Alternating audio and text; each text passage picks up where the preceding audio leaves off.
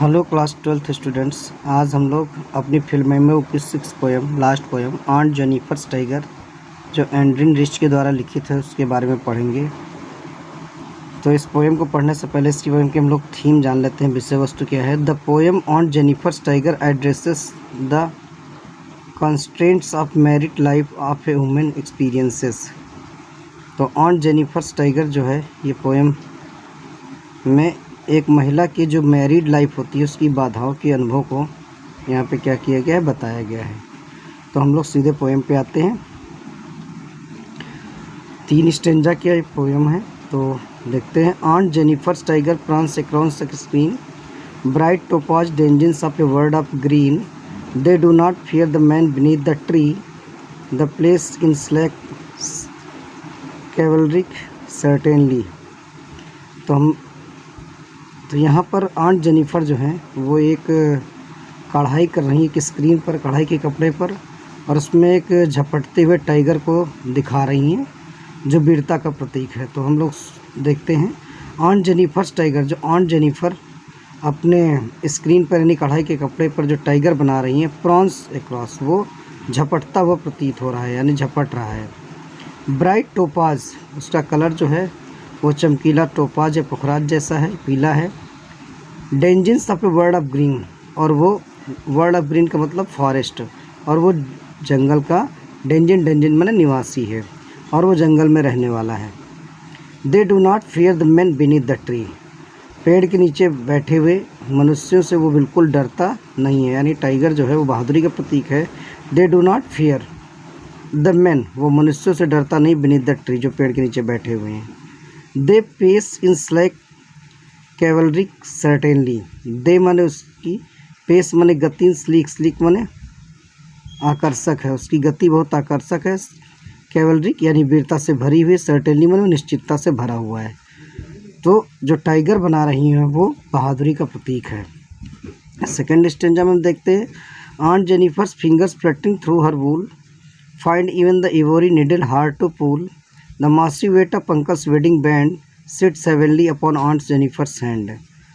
तो second stanza में poet कहता है ऑन जेनिफर्स फिंगर, जो ऑन जेनिफर की फिंगर्स से फ्लटिंग माने फड़फड़ा रही हैं, काँप रही हैं, थ्रू हर व्हील माने अपने ऊन पर, यानी ऊन से जब वो कढ़ाई कर रही हैं तो उनकी उंगलियां जो हैं ऑन जेनिफर की काँप रही हैं। Find even the ivory needle, यहाँ तक कि जो आइवरी की बनी हुई निडल है यानी हाथी दांत की बनी हुई जो सुई है, हार्ड टू पुल, वो उसको मुश्किल से ही पुल कर पा रही हैं यानी उससे सिल पा रही हैं। The massive weight of uncle's wedding band, और इसका कारण क्या है, वो इतना अपने आप को सुई चलाने में या उनके हाथ क्यों काँप रहे हैं? क्योंकि द मासिव वेट माने जो शक्तिशाली वजन है, अंकल्स माने अंकल की वेडिंग बैंड, यानी जो उनके पति के वेडिंग बैंड का जो भार है, विवाह रूपी भार है, sits heavily upon aunt Jennifer's hands, वो इतना ज़्यादा भारी है कि ऑन जेनिफर के हैंड उसको बियर नहीं कर पा रहे, सहन नहीं कर पा रहे, यानी विवाह रूपी जो बंधन है वो इतना ज़्यादा उसका बैंड भारी है कि वो विवाह के बंधन के बोझ से दबी जा रही हैं। यानी जो मैरिडियल लाइफ की जो कठिनाइयाँ होती हैं वो ऑन जेनिफर सहन कर रही हैं। व्हेन आंट इज़ डेड, जब आंटी मर जाएंगी, पूरा हम पहले देख लेते हैं। When aunt is dead her terrified hands will lie still ringed with ordeal she was mastered by the tigers in the panel that she made will go on prancing proud and unafraid। when aunt is dead, जब aunty मर जाएंगी, हर terrified hands, जो उनके डरे हुए हाथ हैं या भयभीत हाथ है, will lie still, उनमें अब भी ringed with ordeals, ringed माने यानी वो विवाह के जो बंधन है वो बंधे रहेंगे, with ordeals माने कठिनाई के, she mastered by, जिसका उनको अनुभव हो चुका है।